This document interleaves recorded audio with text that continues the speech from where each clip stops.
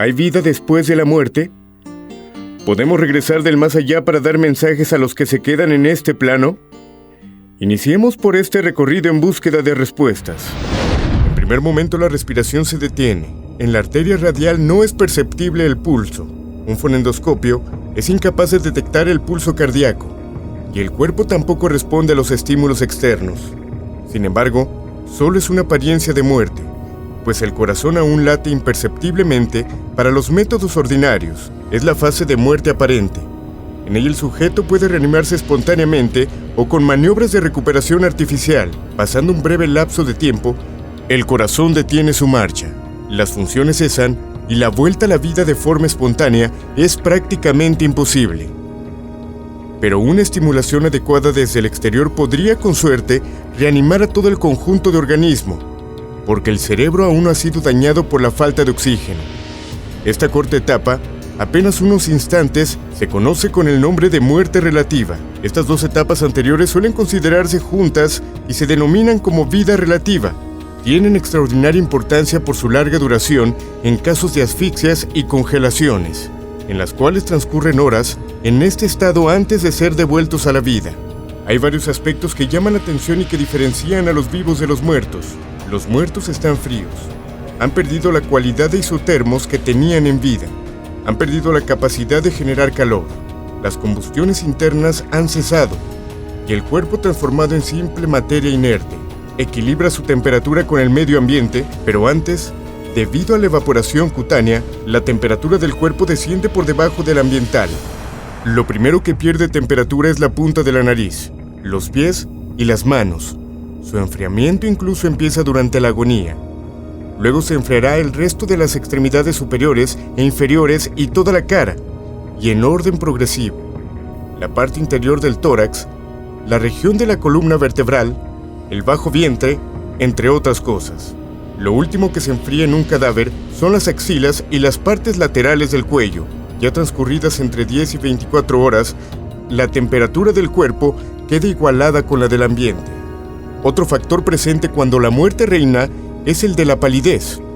Una vez cesada la actividad cardíaca y por tanto la presión sanguínea, el sistema vascular se convierte en un sistema de vasos comunicantes, y la sangre, por medio de la ley de la gravedad, abandona las partes elevadas, acumulándose en las zonas inferiores.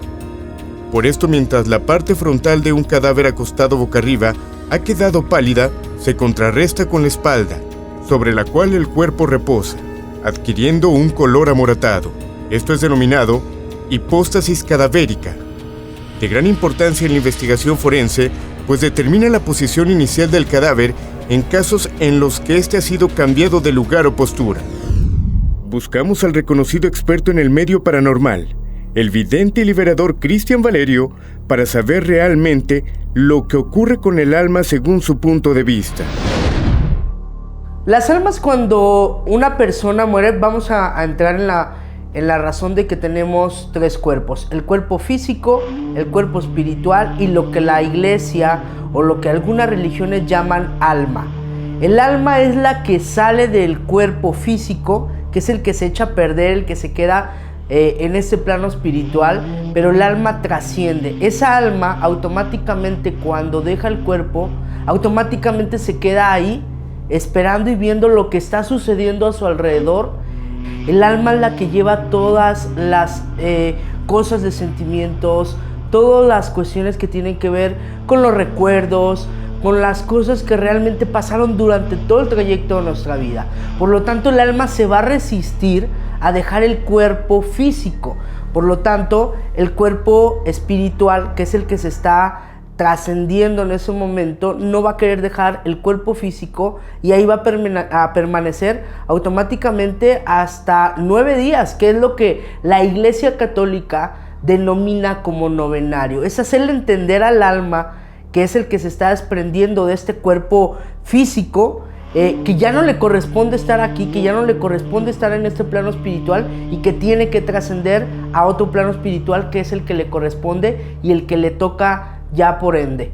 El alma, cuando no se hace novenario, no pasa nada, pero sí no le vamos a hacer entender a esta alma que está desprendiéndose del cuerpo físico que ya se tiene que ir, ¿Qué es lo que pasa? Que esta alma se va a estar apareciendo, son las almas que automáticamente se van a estar apareciendo, que realmente van a tener alguna confusión entre el plano espiritual en el que estaban y en el plano espiritual que ya les corresponde.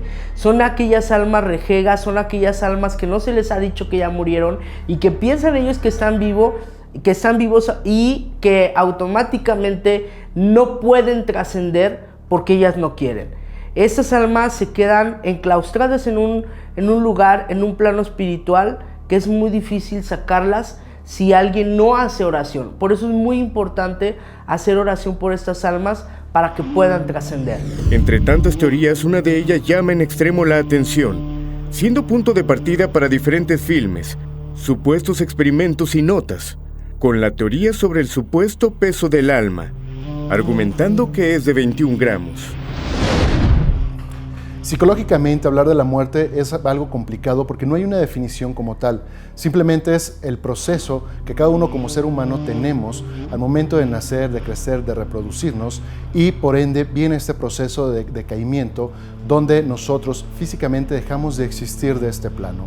A nivel espiritual podría hablar que también es un proceso donde nosotros necesitamos para poder entrar a este plano y poder seguir todo el proceso espiritual de la vida que también nos está indicando, convertirnos en una energía, volver al punto de nuestra raíz y seguir nuestra evolución. Bien, hablar de la muerte es hablar de la ausencia de la vida, no es hablar de una persona, de un ser, porque la muerte no es una persona, no es un ser.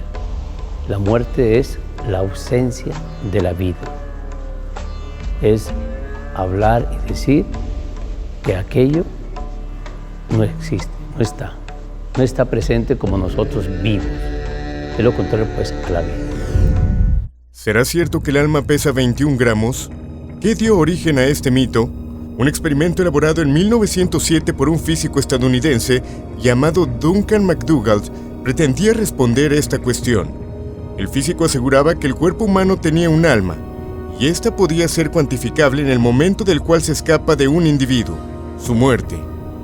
Para demostrarlo, McDougall echó mano de un razonamiento sencillo con una metodología poco práctica: pesar a 6 pacientes moribundos durante horas y medir la diferencia de su masa corporal una vez que expiraban. Para lograrlo, era necesario un procedimiento un tanto engorroso. Cuando los médicos determinaban que sus signos vitales reducían drásticamente, conducían su cama hasta una enorme báscula industrial, mientras que McDougall capturaba los datos. El primer paciente presentó una disminución de 21.3 gramos. Los resultados de 3 variaron.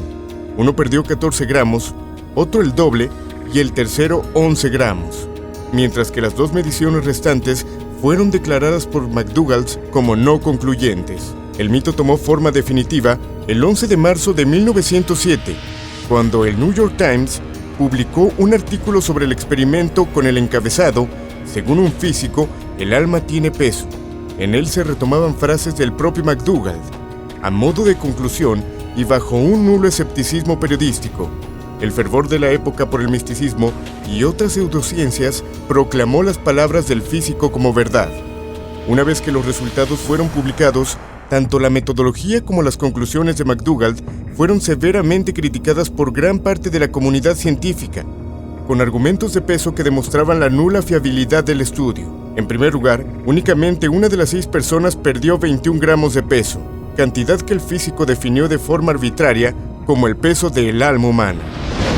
La psicología se ha ido abriendo también en campos a nivel espiritual, por ello existe la corriente de la psicología transpersonal que nos habla sobre vidas pasadas y nos hace entender que vivimos un cuerpo con un espíritu viejo, con un espíritu antiguo, que tiene un aprendizaje, y esta corriente psicológica se está empezando a enfocar también en energías y nos habla de cómo podemos saldar situaciones del pasado que nos están empezando a afectar en el presente, al igual con los familiares o personas que están cercanas a nosotros. También se encuentran las constelaciones familiares que nos hablan sobre cómo construir o cómo solucionar un problema a través de nuestra familia, pero se ha también demostrado que en ciertas teorías se puede jalar a los espíritus. A través de un pequeño ritual, a través de ciertas afirmaciones, este ritual puede atraernos el espíritu de un familiar y poder cerrar etapas tanto para la persona viva como la persona que falleció, y también se les ayuda a que puedan trascender a nivel espiritual. Algo que también puedo mencionar es de que corrientes a nivel de hipnosis se están empezando a enfocar en terapias de regresiones. En las terapias de regresiones podemos ver también que se puede tener un contacto con un familiar. Es decir, la persona se somete a un estado de trance y se invita a un espíritu para que pueda acercarse y poder terminar esta etapa de duelo, y son algunas de las alternativas a nivel espiritual para podernos acercar hacia la parte de la muerte y que las personas lo puedan llegar a entender. La gente cuando viene a una funeraria lo más común que viene a buscar es una caja que tenga buena apariencia, en vez de pensar en la esencia de lo que es la muerte, que es normal. Todos queremos, por ser el último gasto de la persona querida, pues queremos comprar una caja bonita, buena, cada quien con sus posibilidades, pero la verdadera esencia es la muerte, que aquí todo se va a acabar, la caja, y se va a acabar la persona. Entonces la muerte es una tradición muy bonita de nosotros los mexicanos, que no la sabemos traducir. Hay gente que le tiene miedo a la pura caja y está vacía, y a la muerte, cuando la muerte existe, lo sabemos, es obvio. Pero es muy importante porque cada quien en sus creencias, hay fantasmas, hay ruidos en las cajas de muerte, hay mil cosas que todos sabemos. Y pues aquí en la funeraria, pues toda la vida hemos oído ruidos desde chiquillos, aquí con mi tío, antes era la misma casa de mi abuelo. Y pues en las cajas, pues todos creemos que hay fantasmas, se queda algo, porque han llegado cajas del extranjero que están manchadas de sangre. De chiquillos nos encerraban en la caja. Salíamos asustados porque creíamos en la muerte, creíamos que íbamos a morir. Y jugando, pues aprendimos a convivir con las cajas de muerto, con las personas que fallecen. A veces le ayudábamos aquí a mi primo, a mi tío, a meter a las personas muertas a la caja. Entonces uno empieza a aprender que la muerte existe. Por eso en lugares como en Michoacán, en Pátzcuaro creo, es donde empezaron mucho allá con las veladoras, todo eso. Soy malo para recordar lugares de esos y fechas, pero es una tradición muy bonita que se ha corrido a todo México, en el cual pues nosotros los mexicanos no estamos peleados con la muerte. Es como si fuera parte de uno, aquí está con nosotros, jugamos, vacilamos, nos asustamos, no la comemos en dulce y seguimos creyendo en la muerte junto, como convivir con ella.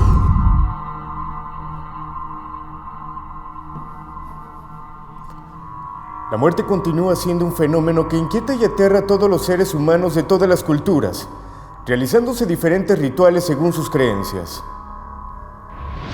Es importante definir y señalar la palabra ritual. Muchas personas, cuando les hablas de ritual, inmediatamente piensan en santería, espiritismo, brujería. Pero el santo sacrificio de la misa también es un ritual establecido dentro de los cánones de la Iglesia Católica. ¿Sí?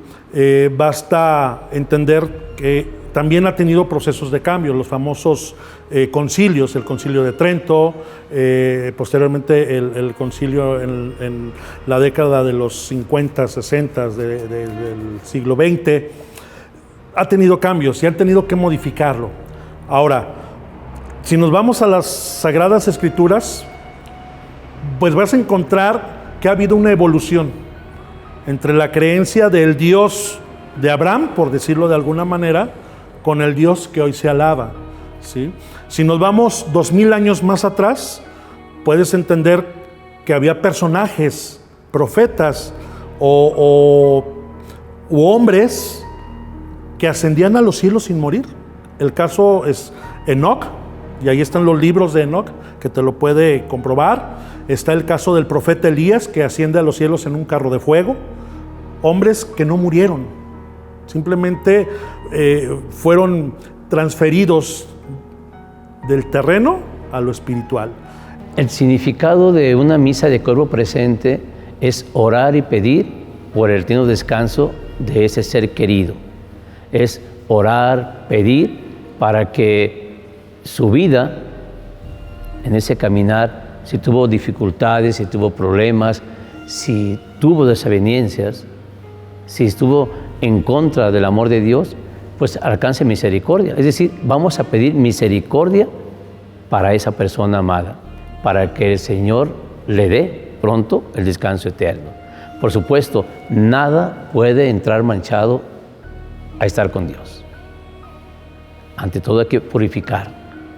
Y es precisamente a través de la Santa Misa, de nuestras oraciones, de nuestros sufragios, es que nosotros elevamos esas plegarias al Creador para que ese ser querido, esa persona amada, pronto esté gozando de la presencia de Dios. Si lo merece, por supuesto, porque si no lo merece, entonces está fuera del amor de Dios, está fuera de ese estar gozando plenamente de Dios. Pero más allá de lo que se cuenta, existe historia que nos hace vivir la muerte de una manera diferente, según culturas y creencias. La muerte, en un concepto muy personal, es un proceso de transición entre un mundo terrenal hacia un mundo espiritual. Es decir, es donde se deja todo lo material para buscar lo espiritual. Es donde dejas todos tus ideales banales y te enfocas nada más en poner en práctica tal vez lo que en vida no pudiste hacer. Muchas personas definen la muerte como un proceso de tristeza, de dolor, pero basta voltear hacia el pasado y ver que las grandes culturas tenían en la muerte como el máximo premio a todo lo vivido en este mundo terrenal. Los procesos de la muerte son procesos no fáciles de entender. Hay una frase que dice: hay muertos en vida.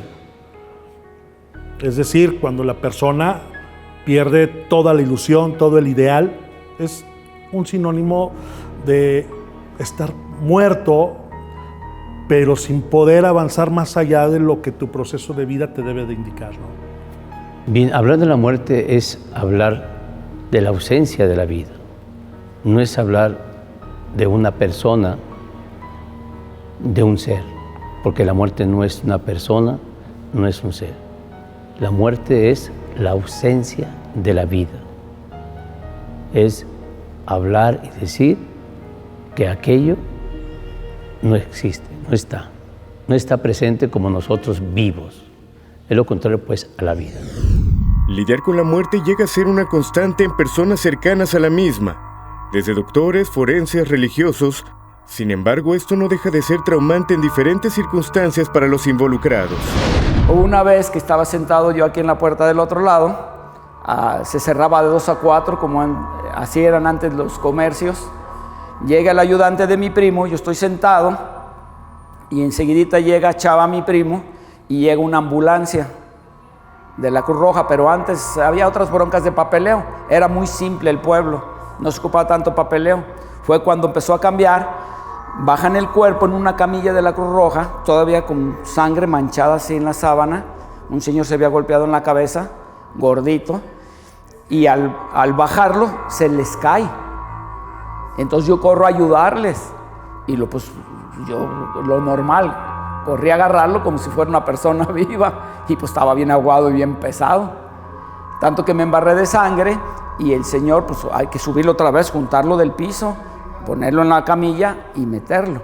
Para una persona normal, pues un muerto, la muerte pues corre. Hubo conocidos que nos tocó subirlos, los traían de algún hospital, se llevaban su caja y lo dejaban aquí en el piso. No digo nombres por respeto a las personas, pero hubo conocidos aquí. Hubo viejitas bien achicaladitas, bien livianas. Hubo otro herido muy conocido hace, no sé, unos 30 años. También venía muy herido. Un día mi primo Chava, hay anécdotas que todos lo conocemos. Yo siempre he tenido palomos en la azotea, oigo ruido en el patio, y pues antes había menos broncas con los muertos, con la muerte. Y mi primo Chava había perdido todo el miedo. Oí ruido y era una manguera donde estaba lavando un accidentado. Y tenía excremento y tenía sangre. Lo lavó, lo peinó y me habló que le ayudara. Y ese era un amigo mío. Ya cuando lo veo sin sangre y sin nada, imagínense lo que se siente. Y Chava quería hasta a los muertos porque los peinaba a todos, les acomodaba las cejas, les hacía su último retoque cuando no había todo lo que se les hace ahorita. Recordemos que las almas tienen apegos y uno de los apegos es a quererse ir de este lugar. Los apegos son sentimientos. El alma es la que guarda los sentimientos, los pensamientos y la energía de todo lo que llegamos a hacer en esta vida, en este plano espiritual. El alma, cuando no se quiere ir o cuando realmente se va debiendo algo en este plano espiritual, muchas veces se arraiga y no se puede desprender hasta que un vidente o la misma oración de alguna persona los saca de este plano espiritual para que puedan trascender. Personas con experiencias cercanas a la muerte han hablado acerca de diferentes anécdotas. Anécdotas que van desde visiones hasta la luz al final del camino. ¿Pero qué piensa la ciencia y la religión? Ver la luz al final del túnel parece ser la experiencia cercana a la muerte más común. Una luz blanca al final del túnel o una película de toda una vida en un instante no son. Parece la puerta de entrada al más allá. Las intensas sensaciones descritas por personas que estuvieron a punto de morir y sobrevivieron, conocidas como experiencia cercana a la muerte, podrían estar causadas por un aumento repentino de la actividad eléctrica en el cerebro. Mucha gente ha pensado que el cerebro después de la muerte clínica está inactivo e hipoactivo, con menos actividad que en el estado de vigilia, y nosotros mostramos que definitivamente este no es el caso.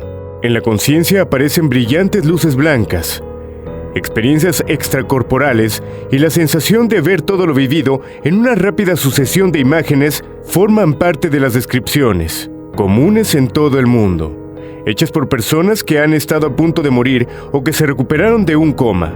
Sin embargo, investigar este fenómeno en humanos es difícil y estas visiones aún no se comprenden del todo. Una de las experiencias fascinantes son como si fuera fuego propagándose por el cerebro. La actividad puede surgir en las áreas involucradas en la experiencia consciente, dando lugar a todas las percepciones resultantes con sentimientos y emociones hiperrealistas. Explica un neurocientífico. Una limitación es que no sabemos cuándo ocurre realmente la experiencia cercana a la muerte. Quizá es antes de que el paciente sea anestesiado, o en algún momento durante la operación, mucho antes de que se detenga el corazón.